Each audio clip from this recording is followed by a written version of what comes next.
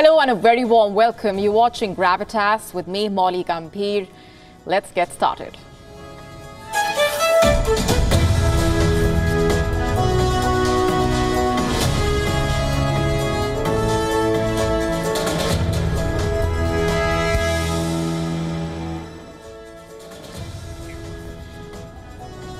With just about 2 hours to go for the Paris Olympics to kick off, the terror threat is hanging over the Olympics. On Gravitas tonight, we piece together the developments of the day and get you a special ground report with live updates from our sports editor who will be joining us live from Paris. Here's a look at what else is lined up for you on the show tonight. Is Pakistan headed towards military rule? What's really going on with the country on the edge of bankruptcy and a deepening economic mess and political turmoil? Apart from other multiple crises, we get you a detailed report. With North Korea hackers targeting US military secrets, was data stolen? Who was behind this? We tell you all that you need to know. Typhoon Gaimi wreaking havoc. We get you a special report of what the destruction has looked like in several parts. All this and more coming up tonight. Stay with us.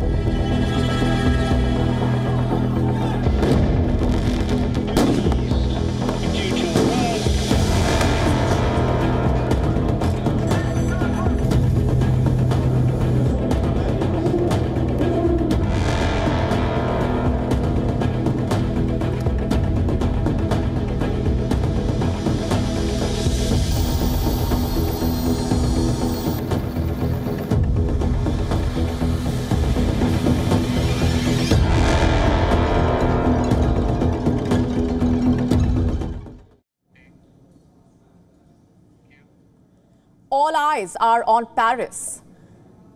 In just about 2 hours from now, the opening ceremony of the Olympics will kick off. There is excitement in the air, but there is also fear. There was an attack on France's high-speed railway line this morning. Also, an airport in France was evacuated. Are these events an indication of what could possibly lie ahead? The terror threat hangs over the Olympics. What are the chances of an attack on the Games? Could terror strike the Paris Olympics? Let me tell you what happened this morning first. As Paris was gearing up for the grand opening ceremony, a series of coordinated attacks were launched on France's high-speed train network. Train cables were set on fire. There was also fire along the train lines. French officials say some quote-unquote arson material had been found on location. Several train routes in France were disrupted. Visuals, in fact, showed total chaos at the train stations. Restless passengers were seen sitting with their luggage on the platforms and staircases. Reports say the attack impacted 250,000 travelers today. And it could go on to impact 800,000 travelers through the weekend, many of them obviously shuttling to Paris for the Games. The French Prime Minister Gabriel Attal has called it acts of sabotage, adding that they were carried out in a quote-unquote prepared and coordinated manner. The question is, by whom? Who attacked France's railway lines hours before the opening ceremony? Could it be terror groups? France has not said anything yet. Reports say authorities suspect the ultra-left. But there is no official word yet. Attal says the French forces are searching for the culprits. Amélie Oudéa-Castéra, who is the French Minister of Sports and the Olympic and Paralympic Games, has called the attack on the French rail network a sort of coordinated sabotage. She also told the local media, and I'm quoting here, playing against the Games is playing against France, against your camp, against your country. Europe is on alert. Eurostar, the railway company that operates international train services between Paris, London, Amsterdam and Brussels, has asked customers to cancel their trips for the day if possible. In fact, the company has cancelled 2 services from London's St. Pancras to Paris Gare du Nord. A train from Paris to London has also been cancelled. And while all of this was happening, Euro Airport Basel-Mulhouse Freiburg grounded all flights. All passengers were evacuated from the terminal. The terminal was then closed. Why? Safety reasons. Was there a bomb threat? Was something suspicious found at the terminal?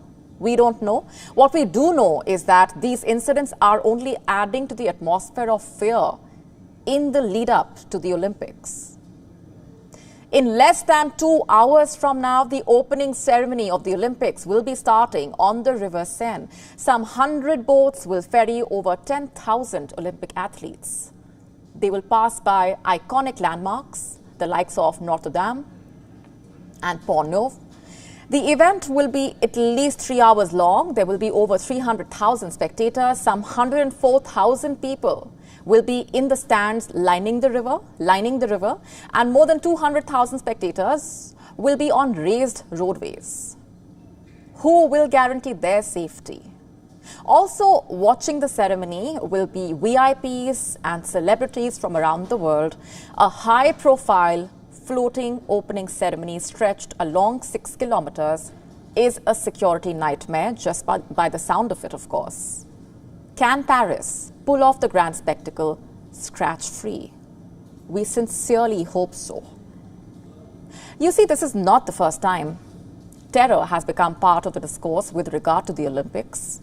Most of you know what happened in the 1972 Munich Games.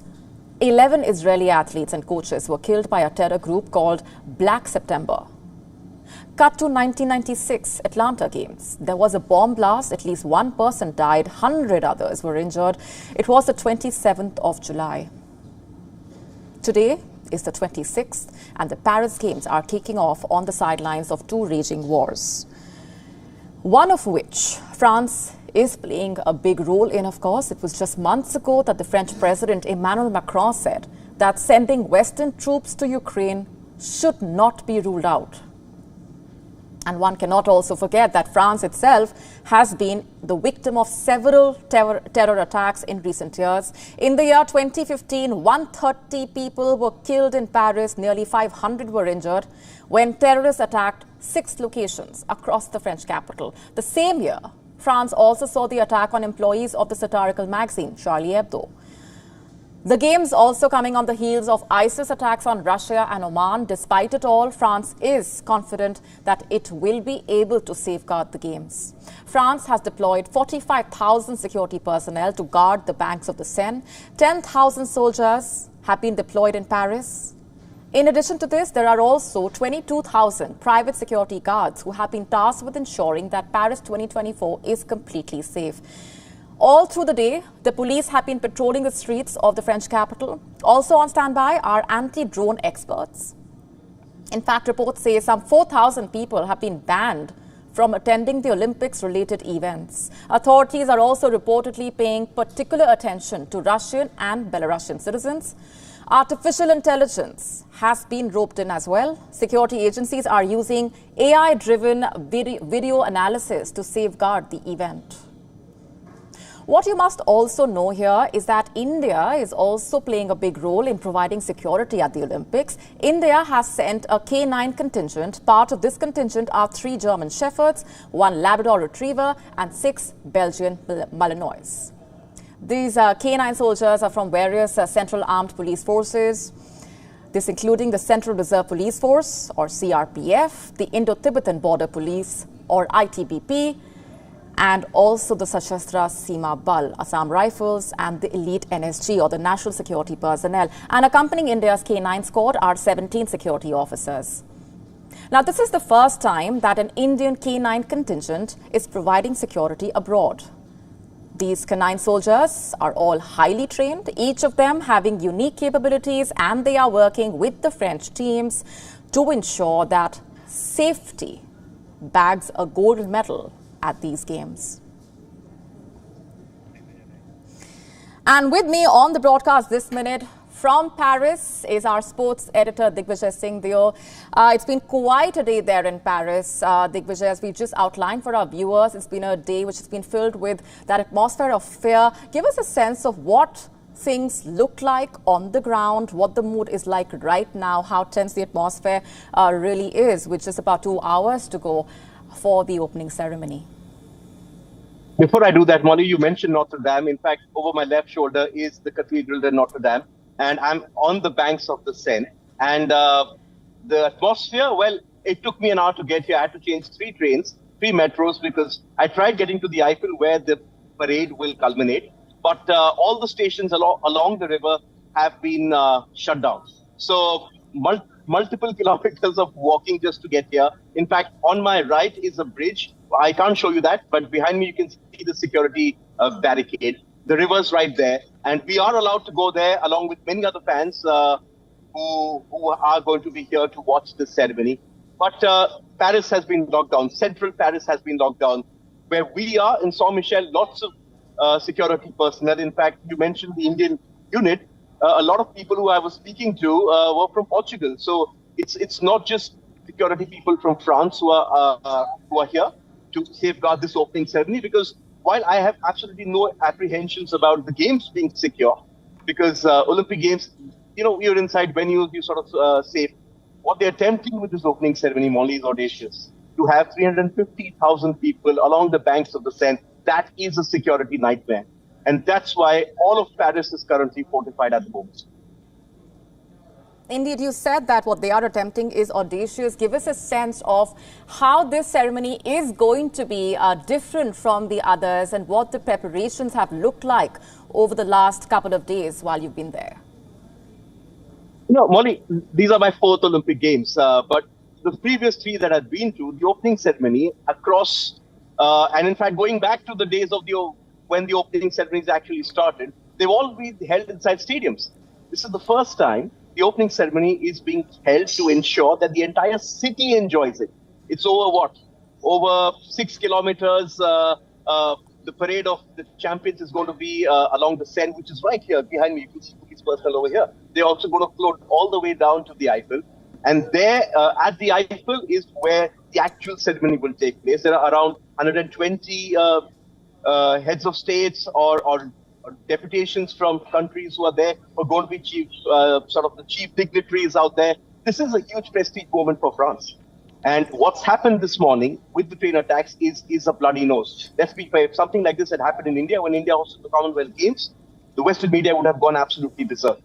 It's a lot of chaos out here.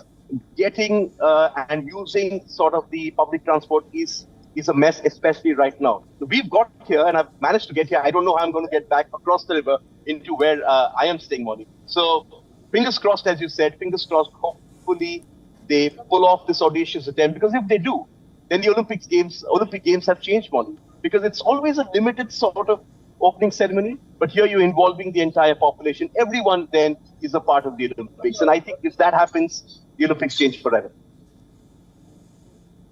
Indeed. Of course, we are coming back to you for further updates through the Olympic Games. Leaving it there for the moment. Thanks very much for joining us on the broadcast, Digvijay.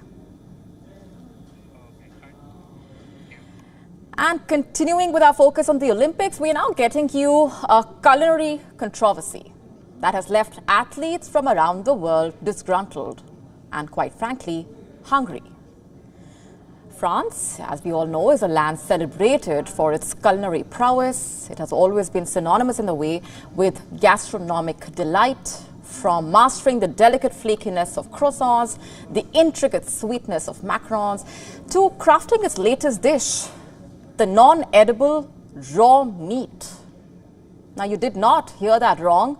Raw meat is being served to Olympic athletes. The issue has reached such a level that a few countries are flying in their chefs in order to ensure that their athletes get proper and adequate cooked food. So, is this just a minor hiccup or a sign of deeper issues in the organizing of these games? How exactly did France end up in this situation and come to such a culinary catastrophe in a way. Let's get to the details. Across multiple reports, Great Britain has been at the forefront of voicing concerns about the quality of the food provided at the Olympic Village. According to these reports, the British Olympic Association's chief executive, Andy Anson, described the situation as dire. He, in fact, highlighted that the food for the athletes is not only inadequate, but also sometimes uncooked. Anson was quoted as saying that raw meat is being served to the athletes, raw meat. While basic food like eggs and chicken, an important source of protein, of course, is falling heavily short, athletes have reportedly resorted to packing lunches and dinners from outside the village. British athletes, in particular, have been bringing back packed lunches for their evening meals, preferring the safety and the reliability of their own supplies over the offerings at the village. The situation is so adverse that Great Britain has reportedly flown in chefs from across the English Channel to ensure that their athletes don't go hungry and get proper food. According to reports, several athletes have expressed relief for being able to eat at their hotel rather than the village, highlighting that the food in Paris is significantly worse than at the Tokyo Games. And it's not just the British athletes facing these issues. Indian athletes have also voiced their dissatisfaction with the limited options available to them. Reportedly, boxer Amit Pangal has resorted to having his support team deliver traditional Indian food like dal and roti to the village after consuming an underwhelming lunch. Badminton star Tanisha Crasto also told media that some dishes like rajma run out before everyone gets a chance to eat. Imagine being an elite athlete, dependent on high-quality nutrition, of course, to perform your best, only to find your meals subpar, inedible in a way, and more worryingly, ponder about where your next meal is coming from. It's not just inconvenient, it is demoralizing. The athletes are not just there to participate, they are there to win. And to win, they need proper nutrition and support. As per reports, the scale of the operation in the athletes' village is massive, of course, with around 40,000 meals prepared daily. Athletes have described their situation at this year's games as chaotic and disorganized, a far cry from the meticulously managed Tokyo Games. It's important to remember that Paris has also committed to cut down the Olympics' carbon footprint of meals in half, and 1/3 of all meals are plant-based, which is adding to the growing shortage of conventional meals. The Paris 2024 Olympics was supposed to be a showcase of not only athletic prowess, but also French hospitality and culinary excellence. So at this point, there is concern over what's happening and where the athletes and why the athletes are left to fend for themselves when it comes to their most basic needs. And one can only hope that the organizers can turn things around swiftly, because at the end of the day, an athlete's performance is not just the result of their training and talent, but also the support that they receive, including proper nutrition, of course.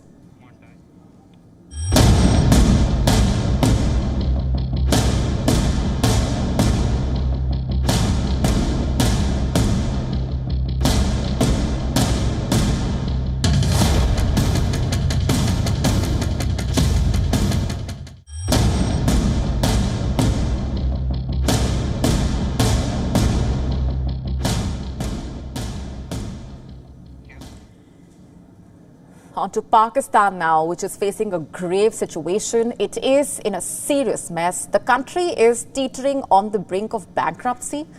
And the question on everyone's mind is whether it will once again turn to its military. 25 years have passed since the Kargil War that marked a significant victory for India. For Pakistan, however, the war was a humiliating defeat that further plunged the country into deeper turmoil. Today, Pakistan finds itself inching ever closer to financial ruin. The government appears helpless. Many are wondering if the country is headed towards military rule. Let's just break this down for you. Pakistan is currently in an economic, constitutional, and political meltdown, conditions that historically invite military intervention. If history is any indicator, power shifts in Pakistan can happen rather swiftly. Just ask Nawaz Sharif, who witnessed General Pervez Musharraf seize power in a mere 17 hours.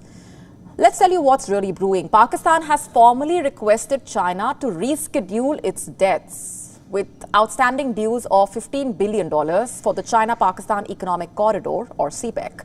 Pakistan Finance Minister Mohammad Aurangzeb and Energy Minister Sardar Awais Lagari are in China to address this issue, underscoring their desperation in a way.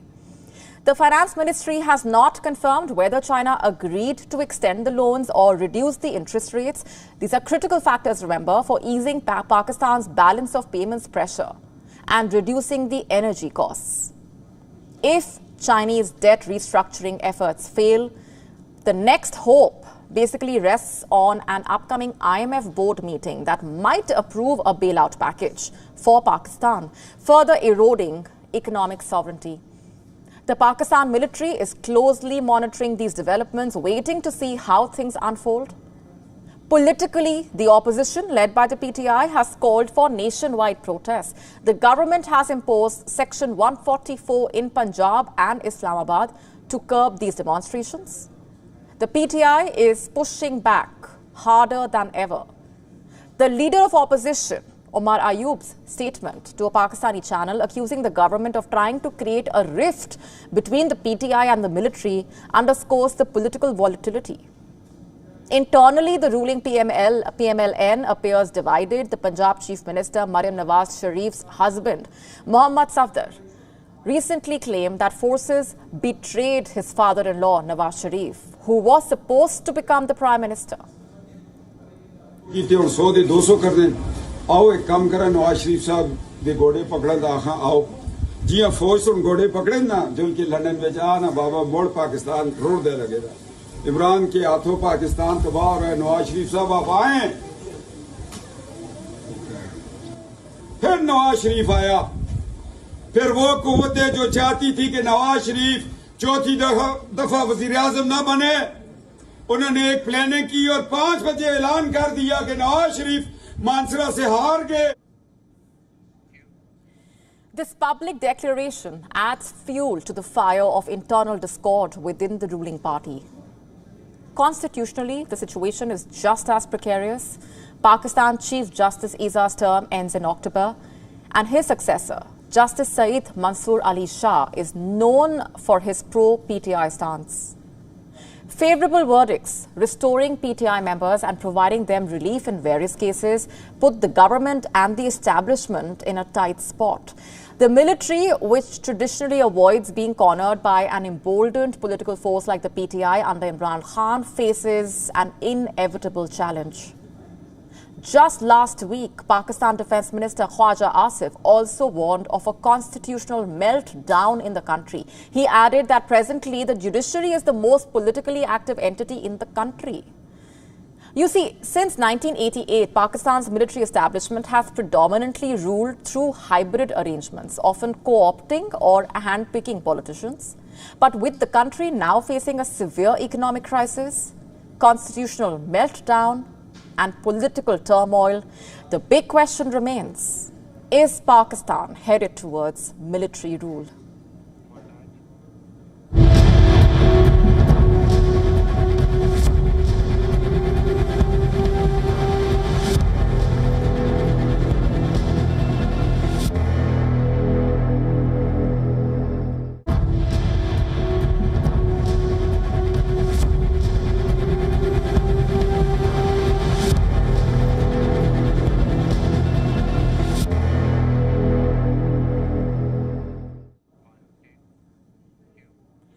Is North Korea trying to steal US weapons secrets? Is Pyongyang using hackers to further its nuclear ambitions? The US and its allies have no doubt about it. On Thursday, the US, the UK and South Korea released a joint advisory announcing their findings. They accused North Korean hackers of launching a global cyber espionage campaign against the West. According to their report, North Korean hackers have attacked NASA, American Air Force bases, and defense firms, all with the goal of stealing classified military secrets to support its banned nuclear weapons program.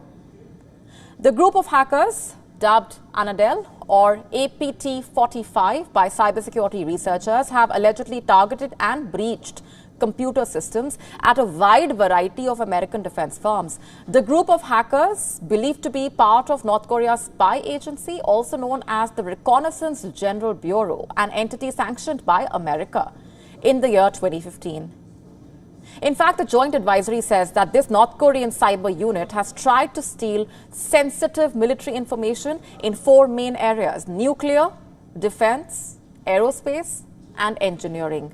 It has targeted the makers of tanks, submarines, torpedoes, fighter jets, missile and radar systems, satellites, government nuclear facilities. Who are the victims? According to the joint notice, NASA, Randolph Air Base in Texas, Robbins Air Base in Georgia, the FBI, and the US Justice Department, along with the US, UK, South Korea, even India and Japan, have reportedly been targeted. But this is not the first time. In February 2022, the North Korean hackers reportedly targeted NASA using a malware script to gain unauthorized access to its computer system for 3 months. Over 17 gigabytes of unclassified data were reportedly extracted at the time. Now, the authoring agencies believe the group and its cyber techniques remain an ongoing threat to various industry sectors worldwide, including but not limited to entities in their respective areas, as well as in Japan and India. Internationally isolated due to sanctions, North Korea has a long history of using covert hacking teams to steal sensitive military information. In fact, on Thursday, the US Justice Department said it had charged one suspect. Yes, the US has identified one man for the hacking: Rim Jong-hyuk. He has been charged for conspiring to access computer networks in the United States and also for money laundering. One of the ransomware incidents that Rim is charged with involves a May 2021 hack against a Kansas-based hospital. They paid ransom after the hackers encrypted 4 of its computer servers. Now, if you thought that was intriguing, here's the kicker.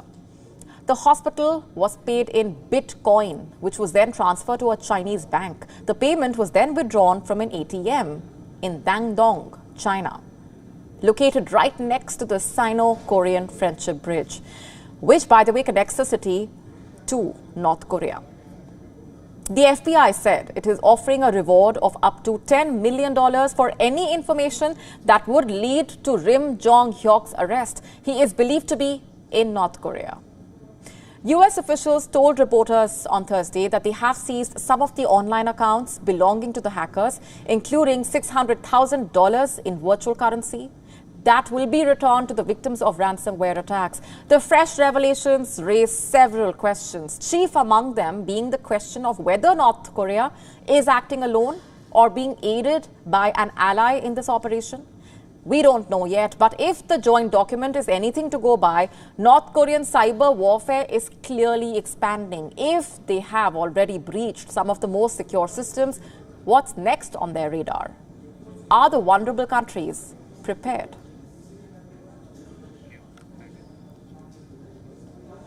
Moving on to the latest on Typhoon Gaime's devastating impact. This powerful storm, the most formidable to strike China this year, unleashed torrents of rain and ferocious winds as it made its way inland. The storm has already wreaked havoc in Taiwan and the Philippines.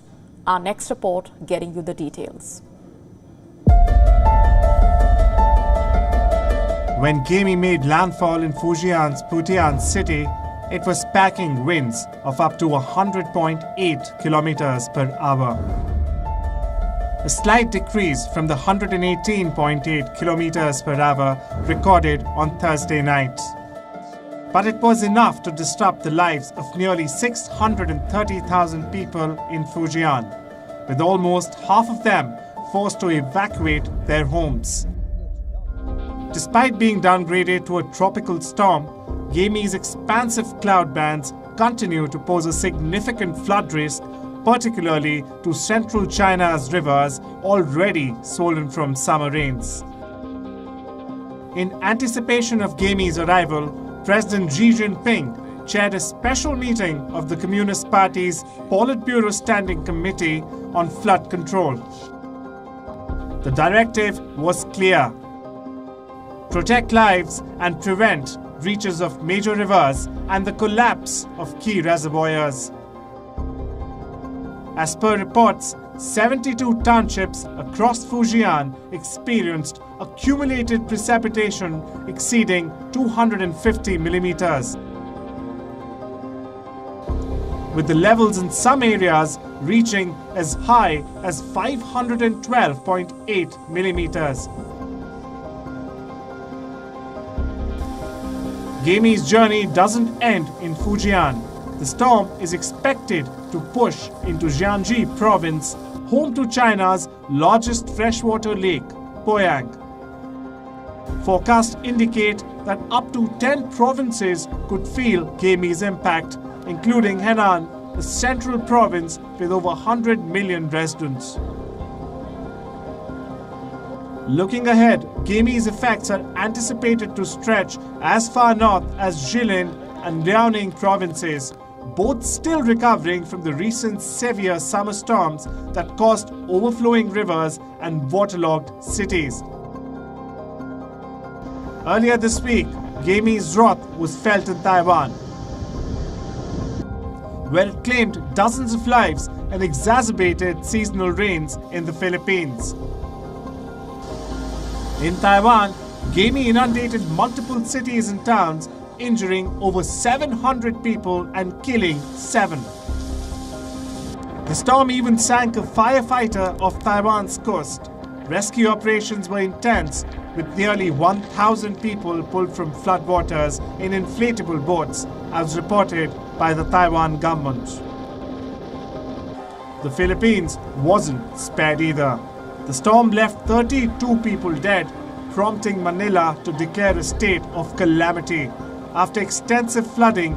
Additionally, a marine tanker carrying industrial fuel sank in the turbulent seas of the Philippines, adding an environmental crisis to the humanitarian one.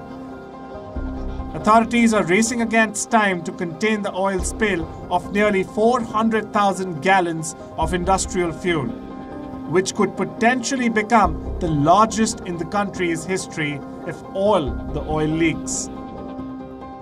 There are fears that the enormous spill, already spreading over several kilometers, could reach the shores of the capital, Manila. Typhoon Gami's devastation is a stark reminder of nature's unpredictable fury.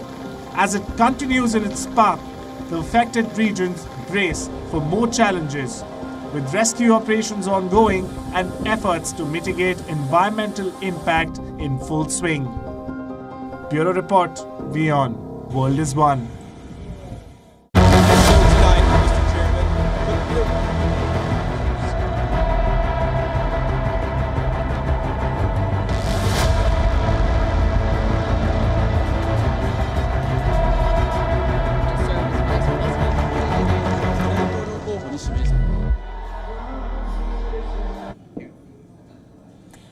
Let's now shift focus to the United States. It has not even been a month since J.D. Vance was declared the Republican presidential nominee Donald Trump's running mate, and he has already managed to stir controversy with almost half of the American population.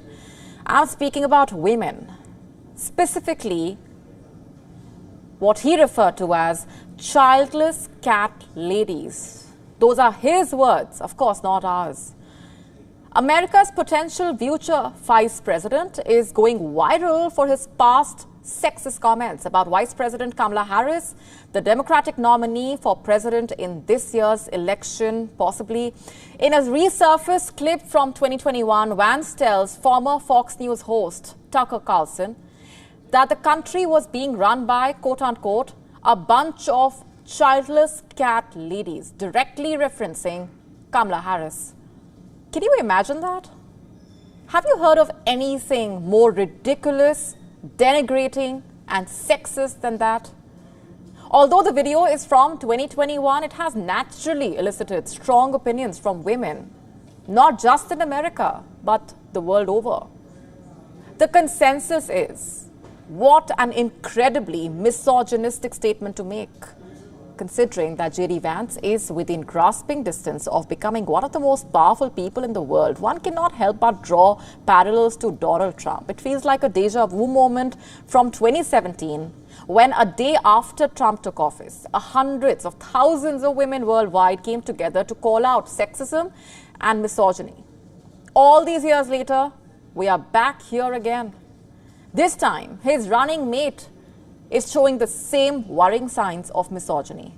And once again, a Republican candidate is being schooled on his outdated, sexist mindset that has no place in modern society.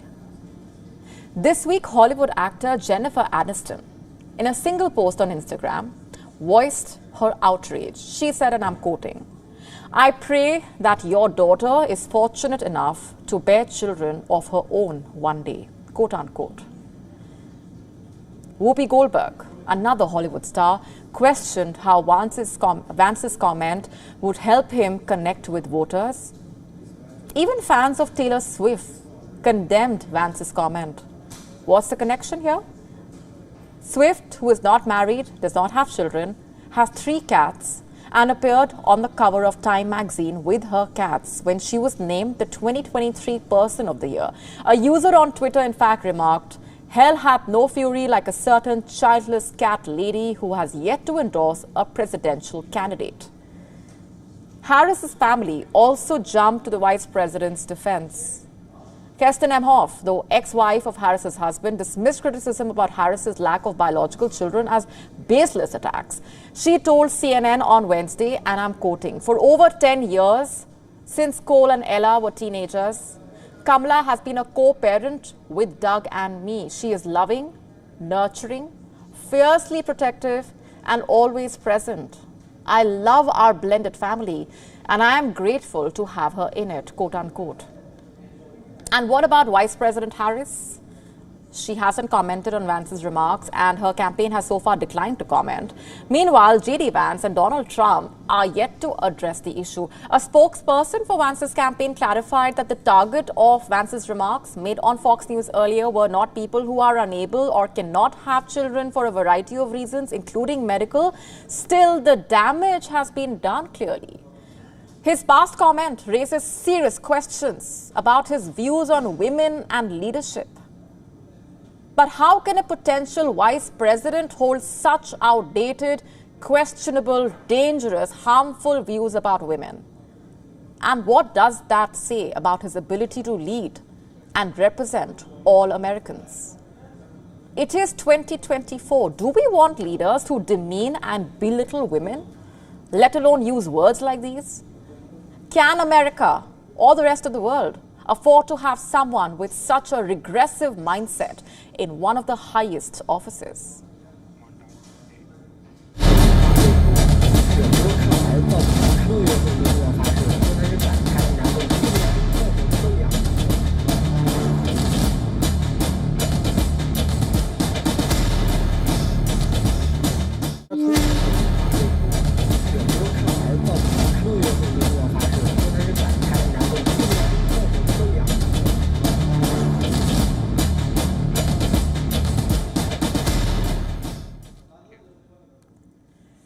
It is no rocket science. How many times have you been told this to emphasize on how something is not difficult, that it's super easy, don't worry about it. It's no rocket science. Well, of course, this comparison is drawn because rocket science is super difficult. It's complex. It's no child's play. But what if I told you that an 11-year-old has mastered it? Yes, an 11-year-old. Who am I talking about? China's rocket boy. That's what he's being called. Who is he? What's his story? Why is he being called that? Well, he is a prodigy, to say the least, who has won hearts with his incredible achievements. Wait till you hear this. He taught himself programming physics, chemistry. First, I have to confess, this in itself left me super impressed. But there is more. This is just one part of the story. He wrote 600 lines of code to build a rocket. Yes, no wonder he's been called the rocket boy. His actual name is Yan Hongsan. He is a student from Zhejiang province in eastern China. He is so into aerospace that his parents made their living room a rocket research studio to support his dreams. He has taken online programming courses. Over 10 months, Yan built his first homemade solid-fueled rocket. Can you believe that? Building a rocket at such a young age? In fact, he launched his first rocket in June 2023. It was named Zhen Xing. What does that mean, you ask? Moving forward. And move forward, the rocket boy definitely did, achieving greater heights in spite of hurdles along the way. There was a hiccup. Shortly after the rocket ascended, the booster failed to deploy its parachute after separation. But unfazed, the rocket boy kept moving forward. He focused on figuring out what led to the failure, what went wrong. Now, Yan Hongsan is modifying a second version. The rocket boy hopes to launch it again at some point. In fact, he has showcased over 600 lines of code that he wrote for the flight control system. 600 lines of code. You know what his dream is? What does he want to do when he grows up? To build a real rocket for China to explore the universe. He is no stranger to fame, by the way. When he was just 9 years old, he gained recognition for pointing out factual errors in an astronomy documentary. At just 9 years old. How incredible, right? Well, this boy's story is inspiring, more so if you and coding don't get along with each other.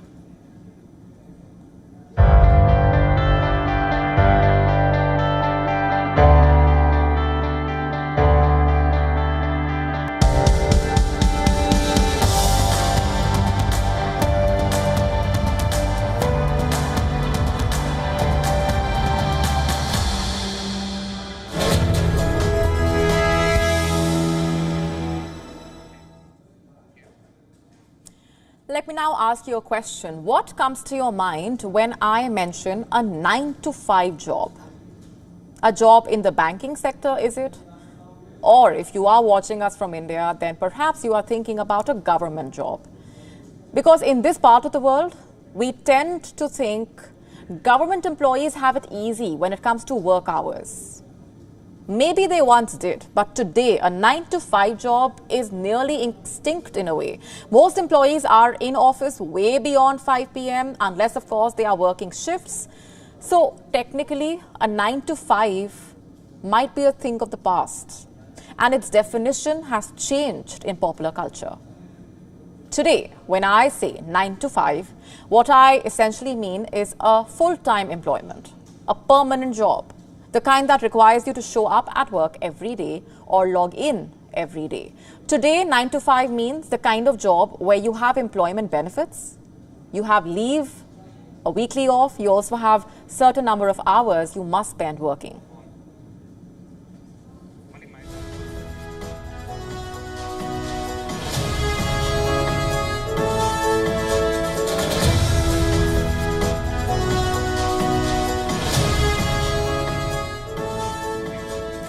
Now my question is, could this 9-to-5 also become a thing of the past?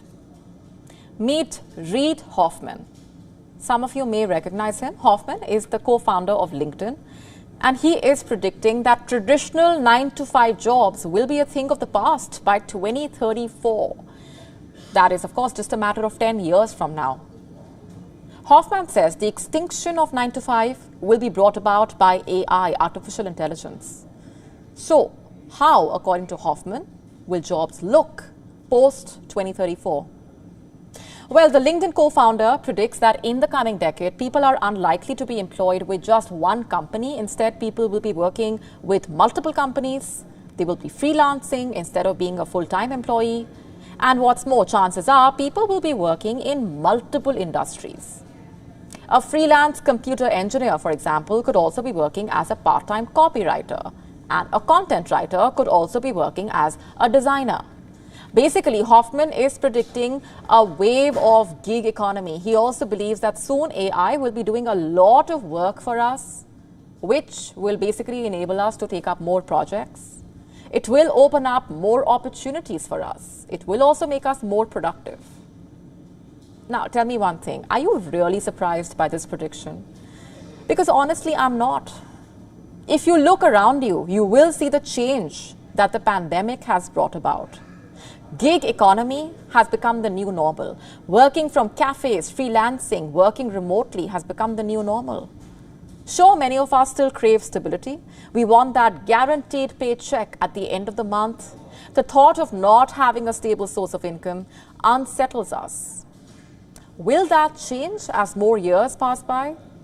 Hoffman believes so. And there is no doubt that the pandemic has made us focus on balance, a healthy work-life balance. And this, experts believe, will be nudging more employees to opt out of a regular 9-to-5 and move to the gig economy. In fact, I have some numbers with me. In the year 2021, the market size of the global economy was $355 billion US. By 2031, the market is expected to reach $1,864.16 billion US. So is this the future? Indian-American entrepreneur Neil Taparia pointed out on X how in the past Hoffman's predictions have been to the point. Taparia claims Hoffman's prediction that social networks could change the world. He also predicted the emergence of sharing economy. What's more, Hoffman predicted the AI revolution years before ChatGPT. Does this mean you should start preparing for a future in gig economy? Something you can think about perhaps over the weekend. And with that, it's a wrap on this edition of Gravitas tonight. This is me, Molly Gambhir, signing off. Have a good weekend.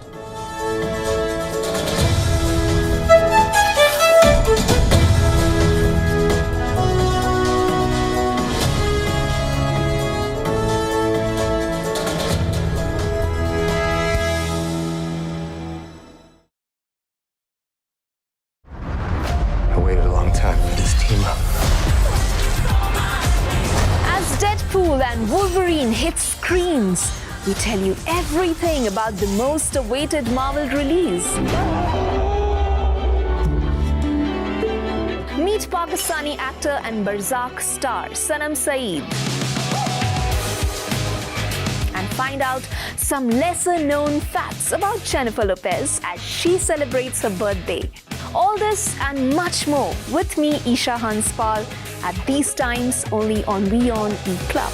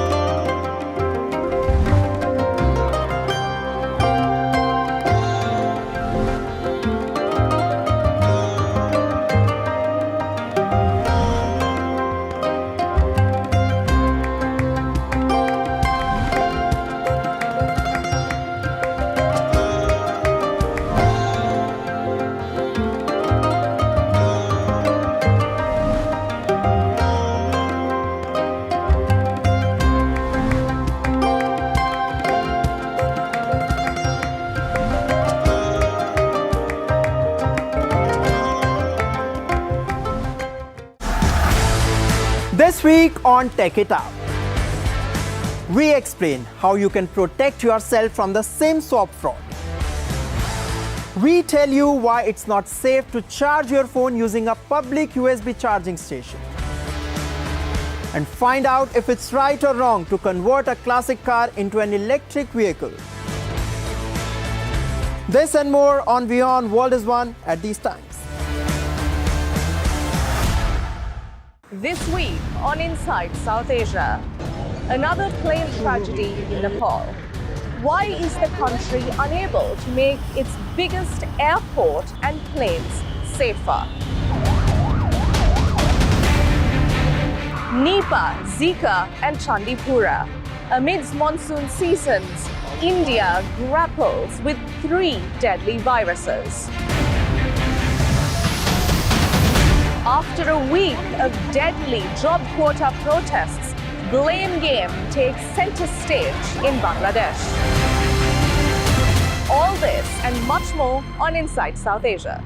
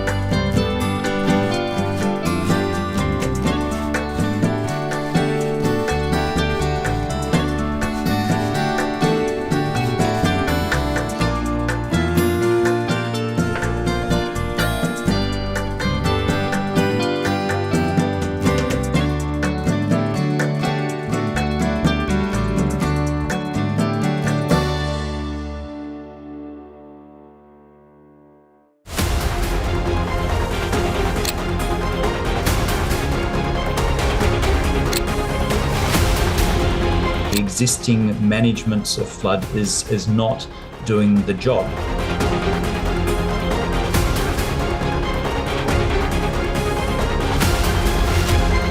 So the Three Gorges Dam has not been a silver bullet solution to the issue of flooding, especially in preventing the sort of severe floods caused by extreme weather.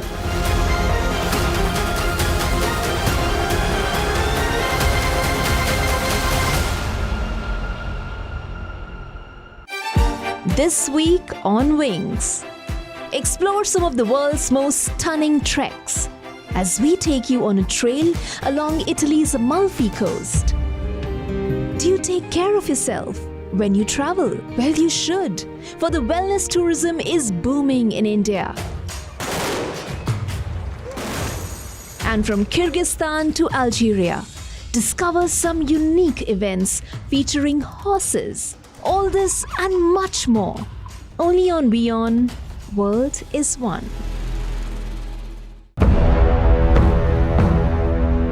Europe tries to nip the migration menace in the bud at a forum in Libya, with the Italian Prime Minister warning people facilitating what she termed desperation of the fragile North Africans. Cameroonian LGBTQ+ rights group praises the courage of Brenda Biya, the daughter of Cameroon's president, for announcing she is in a same-sex relationship on social media. And suffering frequent war-triggered 15-hour power outages, Sudanese people escaped to the beach as temperatures soar in the coastal city of Port Sudan. Wild of Africa at these times on WION World is One.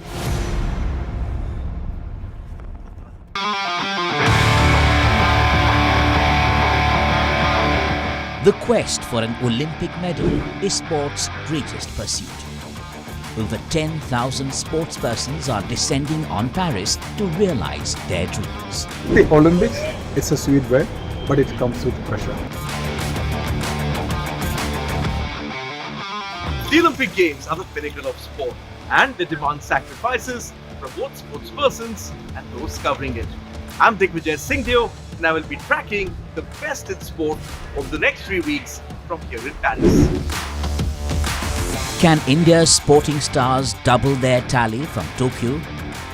Will new stars emerge, or will sport's big names maintain their stranglehold? Watch Gunning for Glory through the Paris Olympics at these times on WION.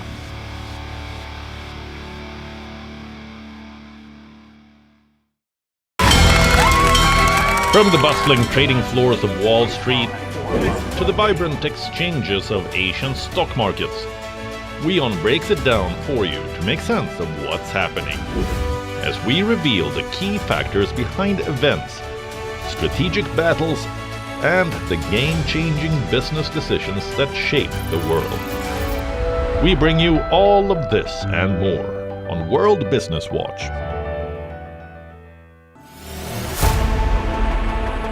Know more, understand better, think ahead.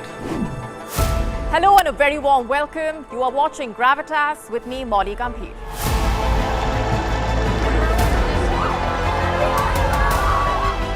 Get the facts, not the bombast. On the 26th of March, dynamic pricing, Baloch separatists, Gravitas cuts out the clutter. Gravitas keeps calm when others scream. Gravitas brings news to life.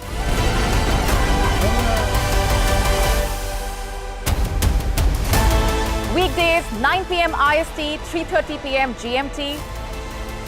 Gravitas. Seeing is believing.